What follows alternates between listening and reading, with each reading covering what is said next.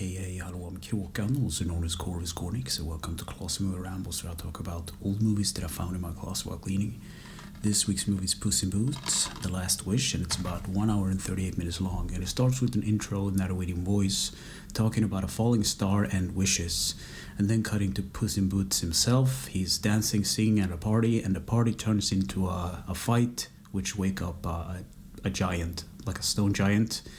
And he's forced to fight it, and he wakes up, and there's this doctor slash witch, like a witch doctor thingy, telling him that he's basically down to his last life of his 9.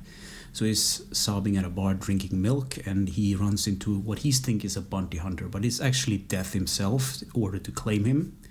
So he runs from it because you can't fight death. He loses his sword and everything, and he goes to a retirement home.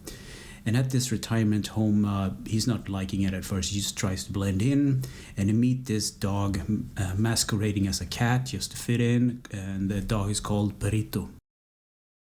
So another thing that I forgot to talk about was that the caretaker at this retirement home, this old lady, she renames Puss to Pickles, which I thought was kind of funny. So then what happens is that Goldilocks and the bears are out to look for this wishing star as well, and Puss finds out about it. So they're actually looking for Puss because they believe he was the last person that actually was near to it. So Puss realized that he can wish for his 9 lives back because he has the fear of death now, basically, and the Reaper is chasing him wherever he goes. So they need a map, so there's a lot of bad guys involved now. There's this guy called Jack, I believe, and he has this collection of weird and magical items because that's what he does. He collects rare and magical items. So a lot of people are after this map, and Puss, Perito, and this other girl cat called Softpaw, they team up in order to, well, basically get the wish. But there's like this bad group mentality. They're not at least honest with one another, if that makes sense. So they take the map, and they're supposed to go to this place called the Dark Forest, and they're being on a trial where it's kind of convoluted, but the one that's having the map in their possession and looks at it, that's their kind of trials. So the environment kind of changed to their trials.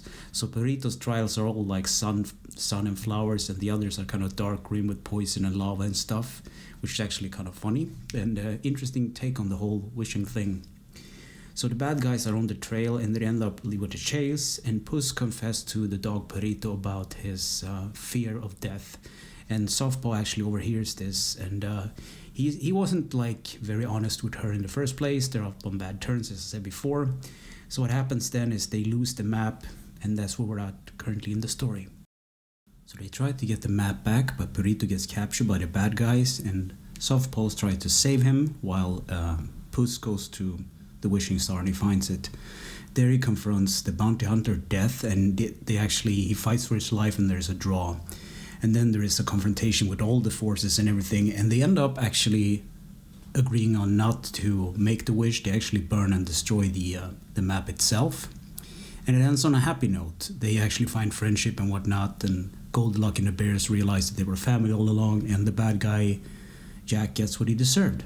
So yeah, he kind of implodes into the star, if that makes sense, and it ends on a happy note where the good guys actually steal a ship and they go to the land far, far away, which is where Shrek resides with Fiona and the others, and that's pretty much the end of the movie. So what do I think about this movie? It was a good movie, actually. I wasn't expecting much out of it, and I was pleasantly surprised. It was one of those movies that I picked up at the bargain bin yet again, and I need to watch more movies, I guess, and not to have so much like a judging kind of persona, if that makes sense, about them. So yeah, I can definitely recommend this movie. So anyway, thanks for listening and or watching, and take care.